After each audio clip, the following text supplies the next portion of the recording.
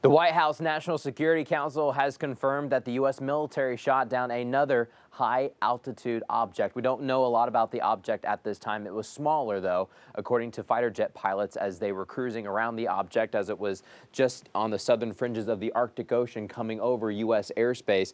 Here's Alaska. That's where it was shot down. This thing was at 40,000 feet, so that's lower than that 60,000 feet Chinese balloon that we were talking about last week. This one at 40,000 feet is a lot closer to commercial air traffic, and that made it a even larger danger, an imminent danger for folks and other airlines trying to fly throughout the area. In fact, Alaska is a big thoroughfare of air traffic from the United States over to Japan, South Korea, and China itself.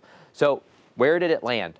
Officials say it landed somewhere in the Arctic Ocean, but still in U.S. territorial waters. Now, this is all ice this time of year. In fact, it was shot down during the darkness. They only get a couple hours of daylight this time of year, but it was shot in the dark, and now crews are trying to respond to try to figure out what that thing was. But where was it going to go? First off, this object was at 40,000 feet. That's a lot lower than the 60,000 feet one that we were talking about last week.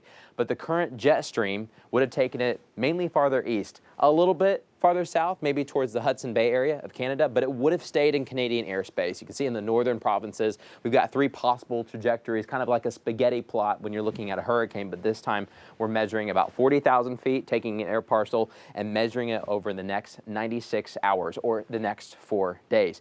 And also fighter jet aircraft, when they were going around it, reported back saying it didn't look like it had great maneuvering capabilities, so it was just at the mercy of the wind. Very similar to that Chinese balloon that we had last week, but this would have stayed away from the lower 48, heading towards the Atlantic Ocean, the northern Atlantic Ocean, coming by the time we get towards Tuesday. So 96 hours out, you get closer to Greenland, the southern tips of it. There's Iceland. You can even see the UK off towards the right-hand side of your screen. But by noon on Tuesday, it would probably have been leaving parts of Canada and headed over open water again in the North Atlantic.